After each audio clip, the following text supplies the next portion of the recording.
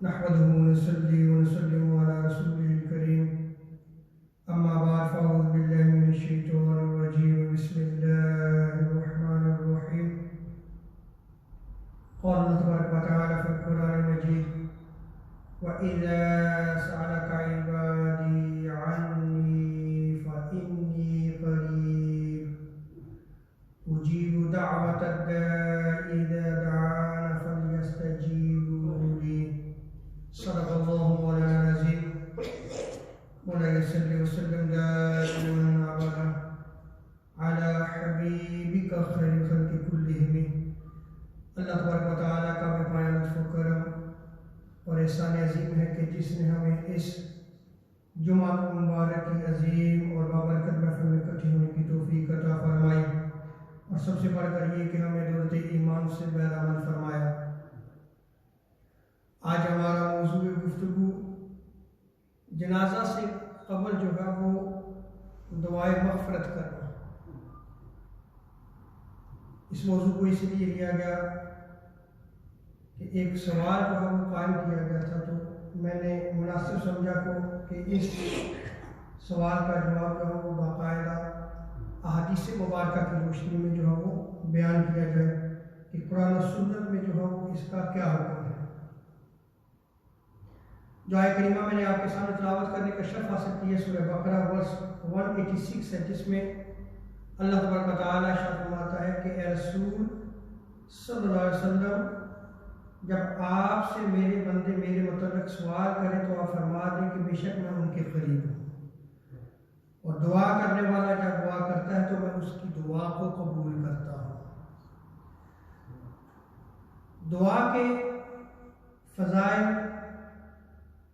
قرآن اور احادیث میں جو ہے وہ بیان کیے گئے ہیں، اور محدثین نے دعا کے فضائل کے حوالے سے اگر آپ کتب احادیث کا مطالعہ کریں تو باقاعدہ جو ہے وہ ابواب قائم کیے ہیں، چیپٹرز قائم کر کے باقاعدہ دعا کی فضیلت کے حوالے سے جو ہے وہ احادیث کو انہوں نے نقل کیا ہے،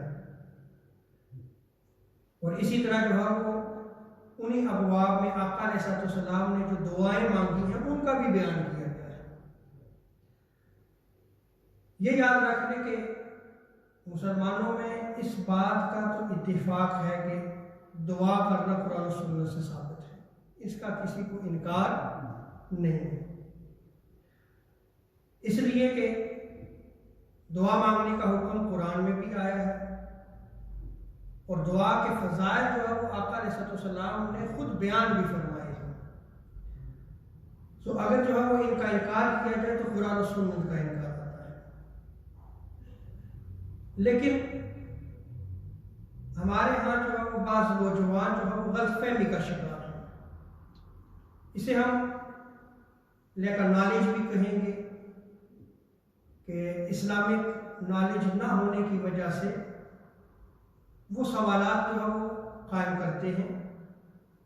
اب جب وہ سوال کرتے ہیں تو علماء کا حق بنتا ہے کہ اس کا جواب قرآن و سنت کی روشنی میں دیا جائے۔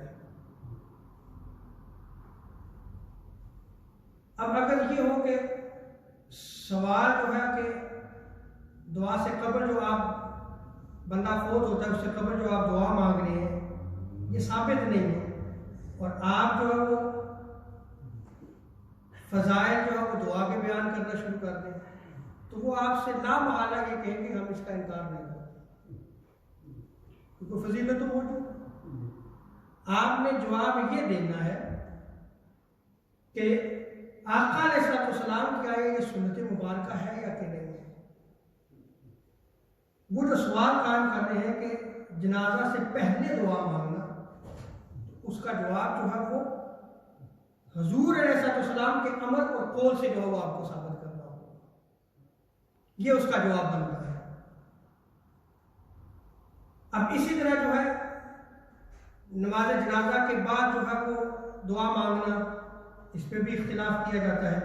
انشاءاللہ تبارک و تعالیٰ اس موضوع کو جو ہے وہ میں انشاءاللہ اگر موقع ہوا تو اگلے جمعہ مبارک میں اس کو بھی میں دوں گا، اور صرف احادیث مبارکہ کی روشنی میں صرف میں نقل کروں گا کہ حضور علیہ السلام کا آیا یہ امر مبارک ہے یا کہ نہیں کہ نماز جنازہ کے بعد جو دعا کیجیے۔ آج جو ہے موضوع کیا ہے کہ جنازہ سے پہلے جو ہے وہ میت کے لیے دعا کرنا۔ اب اسی طرح جو ہے وہ ہمارے ہاں جو ہے وہ ایک اور اختلاف بھی ہے، ہاتھ اٹھا کے دعا کرنا۔ ہماری نوجوان نسل کے بھی جو ہے وہ اختلاف کرتے ہیں، تو یہ بھی یاد رکھیں کہ ہاتھ اٹھا کے دعا کرنا کی یہ سنت رسول صلی اللہ علیہ وسلم ہے، اور اس میں کافی احادیث بخاری، مسلم، سیاستہ اور دیگر کتب احادیث میں جو ہے وہ نقل کی گئی ہیں۔ انشاءاللہ اگر موقع ہوا تو اس موضوع پہ بھی میں جو ہے وہ مختصر خطاب کروں گا، کیونکہ یوٹیوب پہ پہلے ہی جو ہے وہ میرے 2 سے 3 خطابات اس موضوع پہ موجود ہیں، جس پہ صرف احادیث مبارکہ کے ہاتھ اٹھا کے دعا مانگنا۔ تو آج جو ہم اپنے موضوع پہ جو ہے وہ ہم گفتگو کریں گے کہ جنازہ سے پہلے جو ہے وہ میت کے لیے جو ہے وہ دعا کرنا۔ پہلی دلیل، اور یہ دلیل جو ہے وہ صحیح مسلم کی ہے، کتاب الجنائز میں جو ہے وہ اس روایت کو نقل کیا گیا ہے، اور امام مسلم نے جو باب چیپٹر نیم قائم کیا ہے، ما یقال عند المریض والمیت، کہ مریض کے پاس یا میت کے پاس جو ہے وہ کیا کہنا چاہیے، یہ باب قائم کیا ہے۔ اور اس کے مطابق جو ہے وہ یہ حدیث مبارکہ ہے جو میں ابھی نقل کروں گا، اور اسی طرح یہ روایت جامع ترمذی میں بھی ہے۔ جامع ترمذی جو کتاب الجنائز میں چیپٹر نیم قائم کیا امام ترمذی نے، ما جاء فی تلقین المریض عند الموت والدعاء له، آپ نے جو چیپٹر نیم قائم کیا ہے وہ ہے کہ مریض جب قریب المرگ ہو، اس کی موت کا وقت قریب ہو، تو اسے تلقین کرنا، اسے تلقین کرنا، اور میت کے پاس جو ہے وہ اس کے لیے دعا کرنا، اس کے لیے دعا کرنا۔ اب اگر آپ یہ چیپٹر نیم جو امام ترمذی نے قائم کیا ہے، تو یہ یاد رکھنا کہ یہ محدث کا اپنا عقیدہ اور بلیو ہوتا ہے۔ تو امام ترمذی کے ہاں جنازہ سے قبل میت کے لیے دعا کرنا جائز ہے، باقاعدہ انہوں نے جو ہے وہ اپنا ویو، اپنا پوائنٹ آف ویو جو ہے وہ، اپنا نقطۂ نگاہ جو ہے وہ حدیث نقل کرنے سے پہلے جو ہے وہ چیپٹر نیم میں جو ہے وہ واضح کر دیا۔ حضرت ام سلمہ بیان کرتی ہیں، اور یہ روایت صحیح مسلم، جامع ترمذی کے علاوہ سنن نسائی، ابن ماجہ، مسند احمد بن حنبل اور مسند حاکم میں بھی نقل کی گئی۔ حضرت ام سلمہ بیان کرتی ہیں، حضور علیہ السلام نے ارشاد فرمایا، اذا حضرتم المریض او المیت فقولوا خیرا، کہ جب تم کسی مریض یا میت کے پاس جو ہے وہ جاتے ہیں، حضور ارشاد فرماتے ہیں کہ تو پھر تم اچھی بات کرو۔ جب آپ کسی مریض کی عیادت کے لیے جا رہے ہیں، حضور کی تعلیم دیکھیں کہ تم نے اچھی بات کرنی ہے۔ یا میت ہے، وہ جہان فانی سے انتقال کر رہا ہے، اب جب آپ وہاں عیادت کے لیے، تعزیت کے لیے گئے ہیں، تو تب بھی وہاں جا کے تم نے کیا کرنا ہے، اچھے الفاظ نکالنے ہیں اس سے۔ فقولوا خیرا، حضور نے فرمایا کہ تم اچھی بات کہو، کیوں؟ فإن الملائکۃ یؤمنون علی ما تقولون، کہ تم بات کرتے ہو اس پہ فرشتے آمین کہتے ہیں۔ اللہ اکبر۔ سو یہ وہ وقت ہوتا ہے کہ آپ مریض کے پاس گئے ہیں یا میت کے پاس گئے ہیں، یہ وہ وقت ہوتا ہے کہ جس میں فرشتے جو ہے وہ آمین کہتے ہیں۔ کیا کہتے ہیں؟ آمین کہتے ہیں۔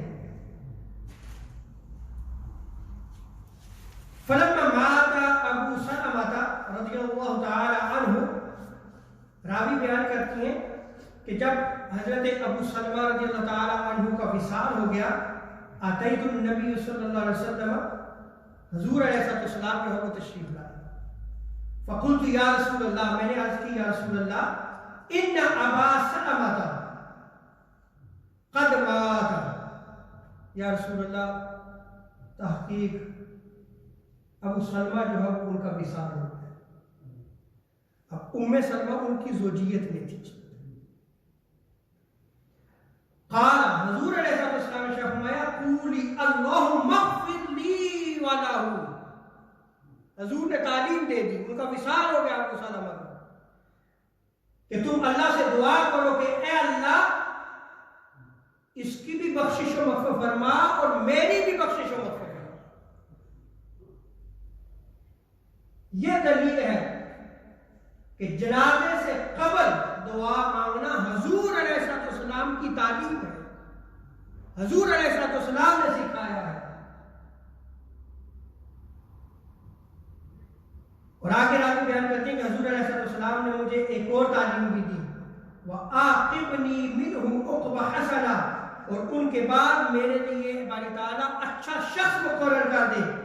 پس حضرت ام سلمہ ام المومنین رضی اللہ تعالیٰ عنہ فرماتی ہیں کہ پس اللہ تعالیٰ نے میرے لیے ان کے بعد ان سے بہتر محمد مصطفیٰ صلی اللہ علیہ وسلم کو مقرر فرما دیا. میں ان کی زوجیت میں آ گئی، ان کی زوجیت میں آ گئی، کیونکہ دعا مانگی گئی اور اس دعا میں فرشتے آمین کہتے ہیں.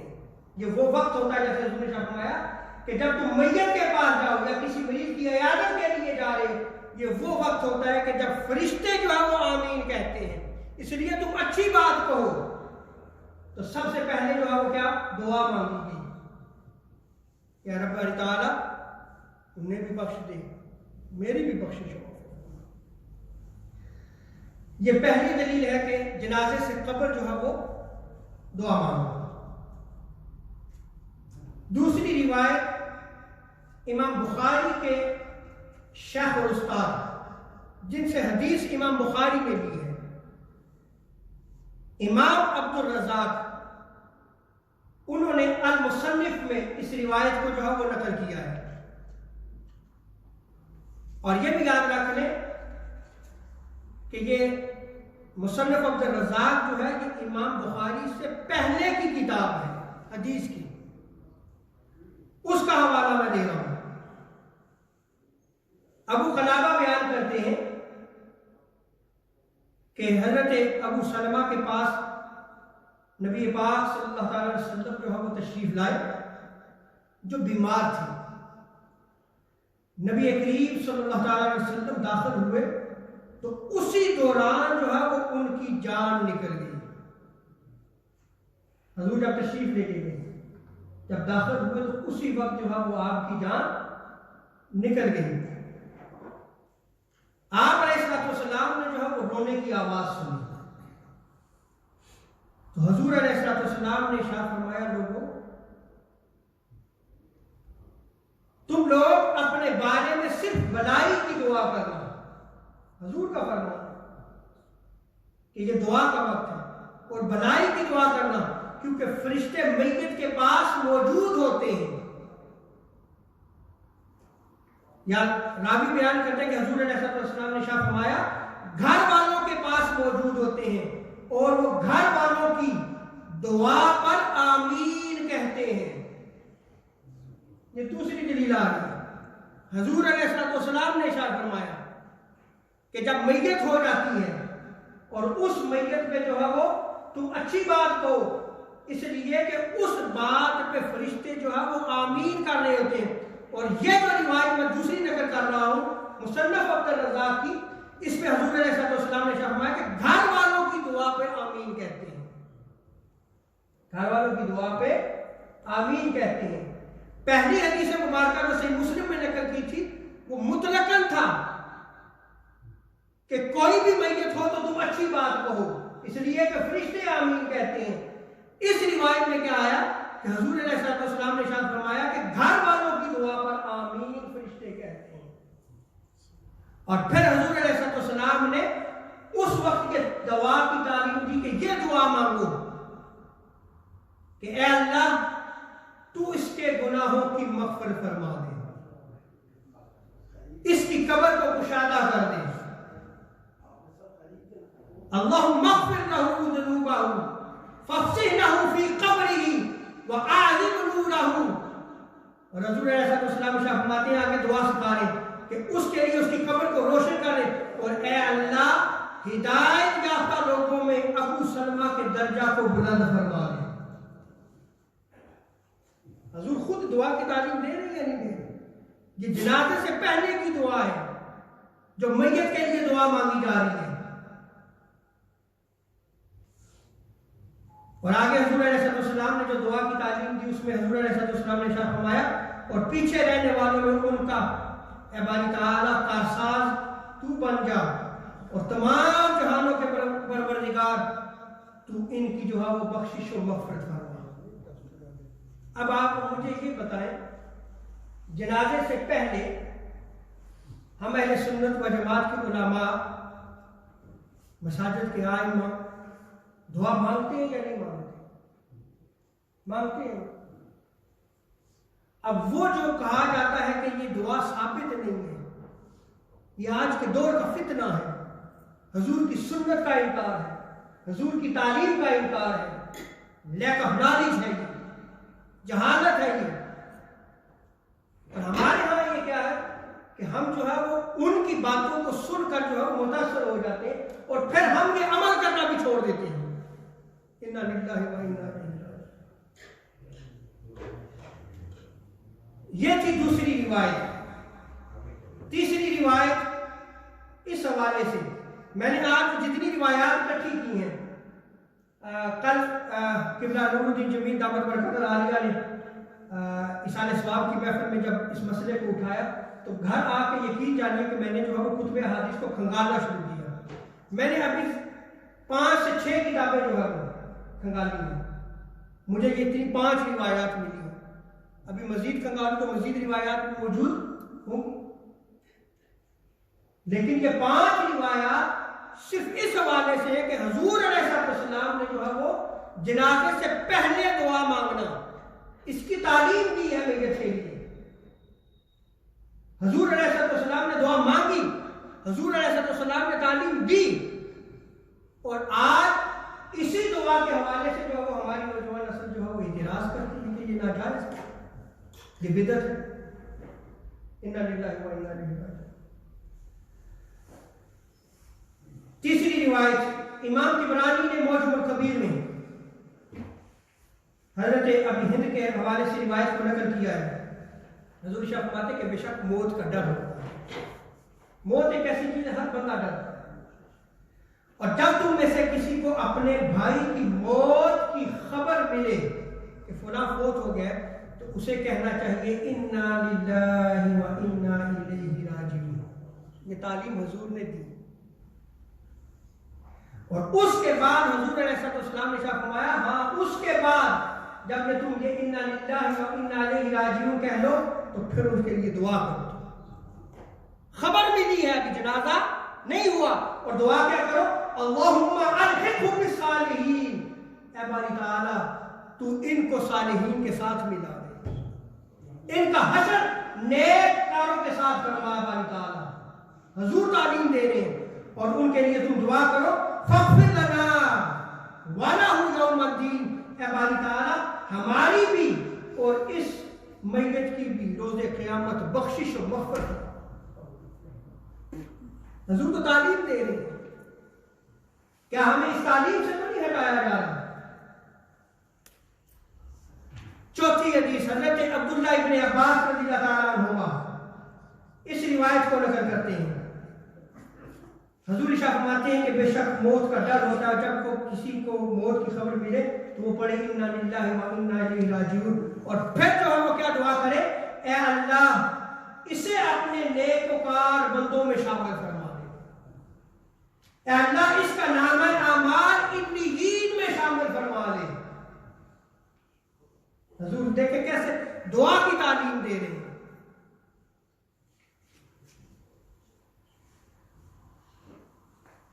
یہ تو تھا، یہ بھی اس روایت کو بھی امام طبرانی نے جو ہے وہ معجم الکبیر میں نقل کیا ہے۔ مصنف عبدالرزاق سے میں نے نقل کر دیا۔ اب صحیح ابن حبان اس میں بھی جو ہے وہ اس روایت کو نقل کیا گیا۔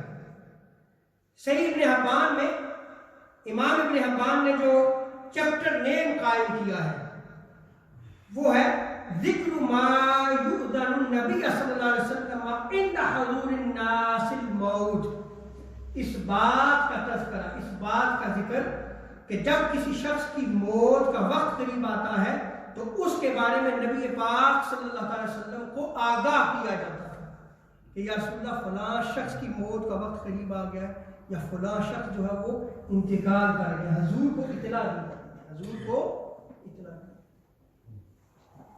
یہ جو چیپٹر نیم قائم کیا ہے اس سے ایک نقطہ ظاہر ہوا کہ آپ کی کمیونٹی میں جو عالم باعمل صالح موجود ہو اور کسی کی موت کا وقت قریب آ جائے یا فوت ہو جائے تو سب سے پہلے اس کو اطلاع دو، سب سے پہلے اس کو اطلاع دو تاکہ وہ آپ کو تعلیم دے کہ تم کون کون سے عمل اس وقت کرو، تم دعا کرو ان کے لیے، تم جو ہے جب فوت ہو جاتا ہے بندہ اس میت کے سامنے جاؤ، اچھی بات کہو، اس کی نیکیاں ذکر کرو، اس کے لیے دعائیں مغفرت کرو، دعائیں رحمت کرو۔ یہ چیپٹر نیم قائم کیا امام ابن حبان نے۔ کیا آج ہمارا یہ عمل رہ چکا ہے؟ آج تو ہمیں دین ہماری نوجوان نسل سکھا رہی ہے جو یوٹیوب اور یوٹیوب سے اور گوگل سے جو سیکھ کے آ کے جو ہمیں کہتی ہے دین تو یہ ہے، آپ کس دین کی بات کرتے ہو؟ اب جب ہمارے پاس نالج نہیں ہوگا تو پھر ہم بھی یہی کہیں گے، بچے بھی سچ ہی کرنے ہوں گے، انا للہ و انا الیہ راجعون۔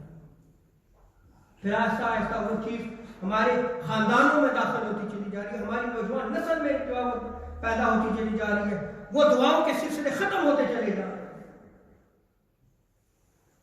آپ یقین جانیے میں انشاءاللہ وہ حدیث ساری نقل کروں گا، دعا کو کسی وقت میں منع نہیں کیا گیا۔ جنازے سے پہلے کی دعائیں میں نقل کر رہا ہوں نا، میں وہ روایات بھی نقل کروں گا کہ حضور علیہ السلام نے جنازے کے بعد بھی دعا کی ہے۔ جنازے کی دعا کو چھوڑ دیں وہ تو ثابت ہے، اس میں تو کسی کا اختلاف نہیں، جنازے کے بعد دعا کرنا، پھر قبر میں لے کے جا کے تلقین کرنا میت کو، آج اس عمل کو بھی بدعت کہا جاتا ہے۔ اور اگر کوئی عالم دین نیک صالح عمل کرتا ہے تو کہا جاتا ہے کہ دیکھیں جی ایک نیا کام شروع ہو گیا، نئی بدعت شروع ہو گئی ہے، کیونکہ ان کی نظر میں تو یہ چیز ہے ہی نہیں ہے۔ میت جب وہ قریب المرگ ہوتا ہے شخص اس وقت بھی تلقین کرنی ہوتی ہے، قبر کے پاس جا کے تلقین کرنا بھی ہوتی ہے، یہ بھی حضور کی سنت ہے۔ اور پھر قبر میں اتارتے ہوئے دعائیں کرنا، قبر میں اتارنے کے بعد دعائیں کرنا، قبر میں مٹی جب برابر کر دی جائے کعبے کی طرف منہ کر کے دعا کرنا حضور کی سنت ہے۔ یہ سارے اعمال احادیث مبارکہ میں موجود ہیں، تو کیا یہ ساری چیزوں کا آج انکار ہو رہا ہے یا نہیں ہو رہا؟ اور اگر ان کا وہ اعتراض ہو کہ آپ ہاتھ اٹھا کے دعا کرتے ہیں، اس پہ بھی میں دلائل دوں گا آپ کو کہ حضور علیہ السلام کی سنت مبارکہ ہے ہاتھ اٹھا کے دعا کرنا۔ اخلاص کی علامت ہے جب آپ اللہ کے حضور جو ہے وہ ہاتھ اٹھاتے ہیں اور دعا مانگتے ہیں، حضور علیہ السلام نے ارشاد فرمایا ہے۔ جب آقا علیہ السلام پہ کڑا وقت آتا تو حضور علیہ السلام اپنے دونوں ہاتھوں کو بلند فرمایا کرتے تھے۔ بعض روایات میں آتا ہے کہ آپ اپنے کندھوں سے اوپر ہاتھ اٹھا لیتے، بعض روایات میں کندھوں کے برابر جو ہے وہ ہاتھ اٹھا لیتے، تو یہ روایات میں آیا ہے۔ اب اس میں جو روایت نقل کی گئی ہے حضرت ابو سعید خدری رضی اللہ تعالیٰ عنہ اس روایت کو نقل کرتے ہیں۔ آپ بیان کرتے ہیں کہ ہمارا لوگوں کا معمول تھا، صحابہ کا یہ معمول تھا کہ جب کسی شخص کا آخری وقت قریب آتا تو ہم سب سے پہلے حضور علیہ السلام کو اس کی اطلاع دیا کرتے، حضور کو اطلاع دیتے۔ تو نبی پاک صلی اللہ علیہ وسلم اس شخص کے پاس تشریف لاتے اور تشریف لاتے، اب روایت کے الفاظ سنیں، فاستغفر لہ، حضور اس کے لیے دعائے مغفرت فرماتے۔ ابھی جنازہ نہیں ہوا، ابھی میت کی خبر دی گئی، حضور پہنچے، حضور نے وہاں جب آپ تشریف لے کے گئے تو وہاں کیا کیا؟ دعا فرمائی۔ یہاں تک کہ اس کا جب جب انتقال ہو جاتا تو نبی پاک صلی اللہ علیہ وسلم اور آپ کے ساتھی واپس تشریف لے جاتے، لیکن حضور بعض اوقات وہیں ٹھہرے رہتے ہیں۔ صحابہ نے دیکھا کہ حضور کو یہاں پہ کافی دیر رکنا پڑتا ہے۔ اللہ اکبر، دیکھیں کیسا حضور کا لحاظ رکھا کرتے تھے، حضور کا دھیان رکھا کرتے تھے، صحابہ حضور سے محبت کیا کرتے تھے۔ تو آپس میں مشورہ کیا کہ اب جو ہے وہ ہم اطلاع جو ہے وہ مرنے سے پہلے نہیں دیں گے، جب جان نکل جائے، فوت ہو جائے تو پھر اطلاع دیں گے۔ اب اس روایت میں ایک چیز تو یہ ثابت ہوگی نا کہ اطلاع کب دی گئی؟ ابھی وہ قریب المر گئے اور حضور اس کے لیے بخشش کی دعا فرما رہے ہیں۔ اس وقت بھی دعا مانگنا حضور کی سنت ہے۔ صحیح ابن حبان کا حوالہ دیا میں نے آپ کو۔ اور آگے جو ہے وہ جب صحابہ نے مشورہ کیا تو کیا اب انتقال ہو جائے تو پھر جو ہے وہ ہم خبر دیں گے۔ اسی طرح جو ہے وہ راوی بیان کرتے ہیں کہ پھر کسی شخص کا انتقال ہوا ہمارے صحابہ میں سے، تو ہم نے حضور کو اطلاع دی کہ فلاں شخص کا انتقال ہو گیا۔ فَيَأْتِيهِ، حضور تشریف لائے، فَيُصَلِّي عَلَيْهِ وَيَسْتَغْفِرْ لَهُ، حضور علیہ السلام نے اس کے لیے دعائے رحمت فرمائی، دعائے استغفار فرمائی۔ جنازے سے قبر ہوا یا نہیں ہوا؟ راوی بیان کرتے ہیں کہ پھر جو ہے وہ حضور علیہ السلام کا جو ہے وہ رکنا ہمارے لیے جو ہے وہ، یعنی حضور علیہ السلام ٹھہرے رہتے تھے، پھر ہم نے اس وقت جو ہے وہ حضور کو خبر دی جب ان کا انتقال ہو جاتا، اور پھر حضور علیہ السلام کے حوالے سے صحابہ نے مشورہ کیا کہ اب ہم جو ہے وہ جنازہ جب اٹھا کے لے کے جایا جائے اور وہاں جا کے اطلاع دی جائے، پہلے نہ اطلاع دی جائے۔ 3 مقامات ہو گئے اس روایت میں۔ پہلا تھا کہ جب ابھی قریب المر گئے حضور نے دعائے وقت فرمائی، دوسرا کیا جب میت ہو جائے، اور تیسرا کیا جب جنازہ تیار ہو جائے تو پھر جو ہے وہ آقا علیہ السلام کو جو ہے وہ اس کی خبر دی جائے۔ راوی بیان کرتے ہیں پھر ہم نے ایسا ہی کیا۔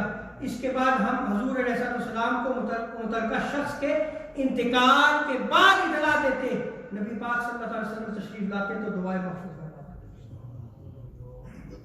اس کے لیے دعائے مغفرت فرماتے۔ اس روایت کو صحیح ابن حبان میں نقل کیا گیا ہے۔ رب تعالیٰ جو وہ ہمیں دین کو سمجھنے کی توفیق عطا فرمائے، اور رب تعالیٰ جو ہمیں آقا علیہ السلام کی محبت عطا فرمائے۔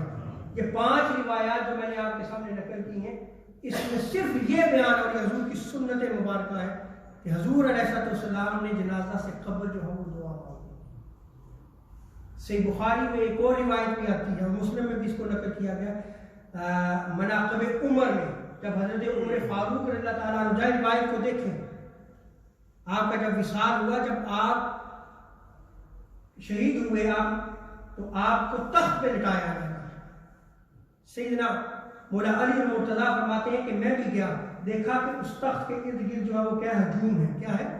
ہجوم ہے، اور لوگ جو ہے وہ کیا کر رہے ہیں، صحابہ کیا کر رہے ہیں، دعا مانگ رہے ہیں۔ راوی بیان کرتے ہیں کہ میں حضرت مولا علی کے پیچھے کھڑا تھا، اور مولا علی اور مرتضیٰ کرم اللہ کریم جو ہے وہ حضرت عمر فاروق کے لیے دعا فرما رہے تھے۔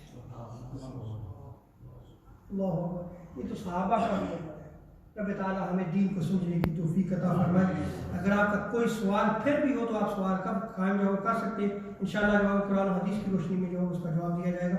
وَمَا عَلَيْنَا إِلَّا الْبَلَاغُ الْمُبِينُ۔